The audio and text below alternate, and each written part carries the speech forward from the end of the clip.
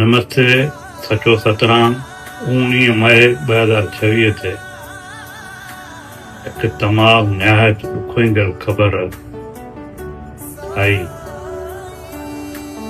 त पूज रेड़की साहब दरबार जो गादी नशीन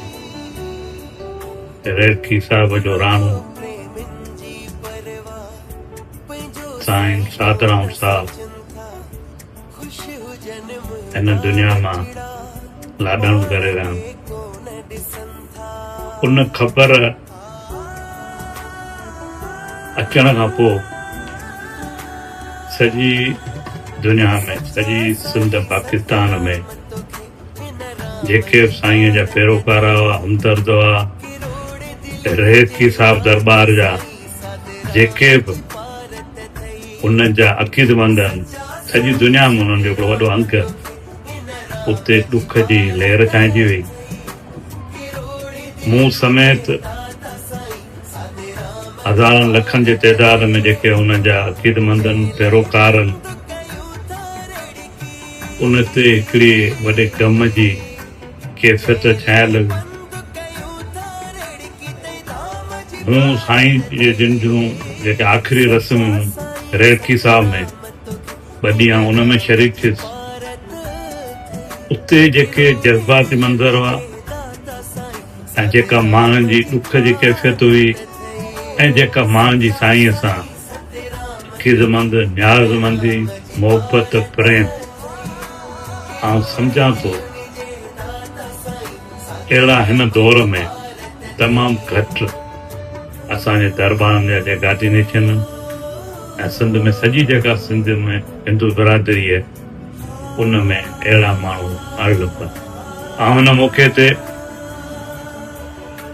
असांजे पाकिस्तान पीपुल्स पार्टी तरफ़ां, सिंध हुकूमत तरफ़ां ऐं अखिलती मिनिस्ट्री तरफ़ां, प्रेसिडेंट जनाब आसिफ अली ज़रदारी साहब जे तरफ़ां, चेयरमैन बिलावल भुट्टो ज़रदारी साहब जे तरफ़ां, अदीब फरियाद टालपुर साहब जे तरफ़ां, बीबी आसफा भुट्टो जे तरफ़ां, CM सिंध सैयद मुराद अली शाह तरफ़ां सॼे रेड़की साहब जे परिवार ऐं उन्हनि जे पैरोकारनि सां ॾुख जो इज़हार था कयूं।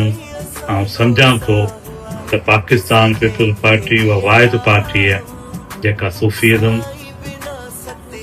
मज़हबी रवादारी ऐं जमहूरियत ते यकीन रखे थी। साईं सातराम जी शख़्सियत ते जेतिरो बि वीचार कजे, ख़्याल वंडिजनि, उहो तमामु थोरो।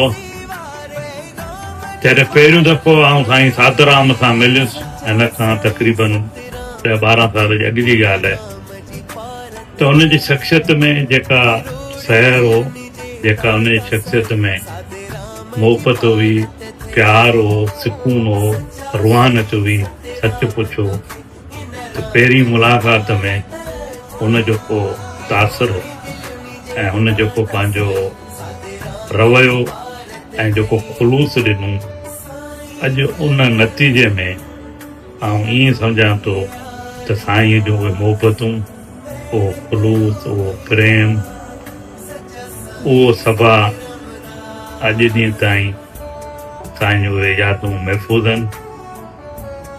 रेड़की साहब जे दरबार जे हवाले सां सिंध जी तमामु हिकिड़ी वॾी हस्ती भगत कंवर राम हो। ऐं ईअं सम्झुसि त जॾहिं भगत कंवर राम जो नाहक खून थियो, उन वक़्तु बि सॼी सिंध जे हिंदू बिरादरी हिकिड़े वॾे ॾुख जो इज़हार कयो। पर उन सां गॾोगॾु भगत कंवर अहिड़ी शख़्सियत हो, जॾहिं हू सत्संग कंदो, राग जी महफ़िल थींदी त उन में हिंदू मुस्लिम गॾिजी शरीक थींदा। को मज़हबी मतभेद कोन हो। हिकिड़ो सूफ़ीज़म जो, मज़हबी रवादारीअ जो बहितरीन मिसाल हो। उन रवायतुनि खे, भगत कंवर राम जे सूफ़ीअ जे फ़लसफ़े खे, इंसान जी ख़िदमत खे ऐं मज़हबी भाईचारे जी रीत खे क़ाइमु रखंदे साईं सातराम उन रस्ते ते हलियो। ऐं अॼु जॾहिं असां साईं जे शख़्सियत ते ॾुख वंझूं था, पंहिंजा तासरात, पंहिंजा वीचार वंझूं था, सच पुछो त आउं ईअं सम्झंदुसि रेड़की साहिब जे दरबार में भगत कंवरराम खां पोइ जेको वधि मां वधि ॾुख माण्हुनि थियो, जेको वधि मां वधि माण्हुनि खे सदमो रसियो, उहो रेड़की साहिब जे राणो साईं साधूराम जे ॾाॾा में थियो।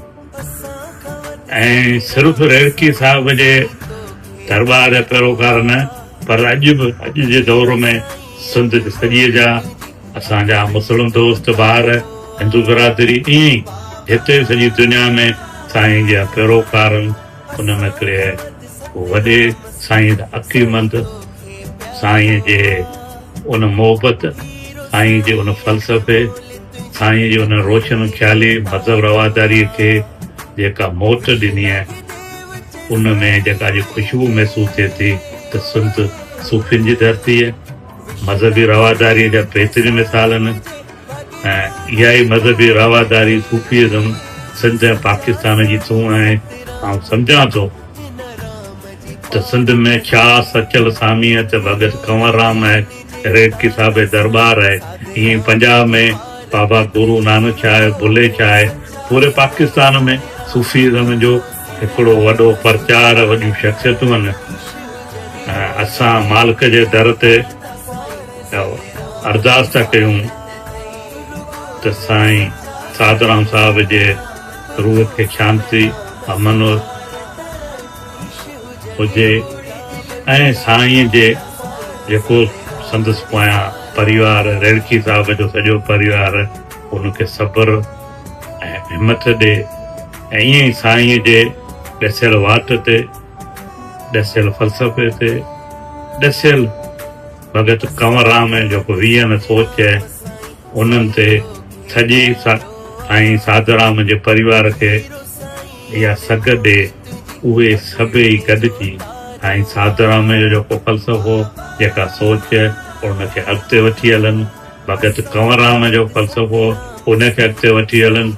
ऐं इहे सॼी रेड़की साहिब जी जेका तारीख़ आहे ऐं सिंध जे सूफ़ीज़म जे जेका तारीख़ आहे, उनमें गॾियल सिनारे में आउं सम्झां थो असां इहा उमेद था रखूं त ईंदड़ वक़्तु पिणु रेड़की साहिब जे हवाले सां हिकिड़ो बहितर ऐं हिकिड़े नए दौर जी शुरूआति थींदी। उन में सभु गॾिजी रेड़की साहिब जे जेके पैरोकार आहिनि, अक़ीदतमंद आहिनि, हिकु ॿधीअ जो मोहबत जो मुज़ाहिरो कंदा ऐं गॾियल तौरु सॼी दुनिया में इहो मैसेज पास थींदो त रेड़की साहिब जा सभु चाहींदड़ हिकु रस्ते अथनि, हिकु पेज अथनि। ऐं हिकु दफ़ो वरी उन सॼी फैमिलीअ सां दुख था वंझूं ऐं दुआगूं आहियूं। सचो सतराम उन्हनि खे सघ ॾे, ताक़त ॾे। ईश्वर सभिनी ते महिर करे। सचो सतराम।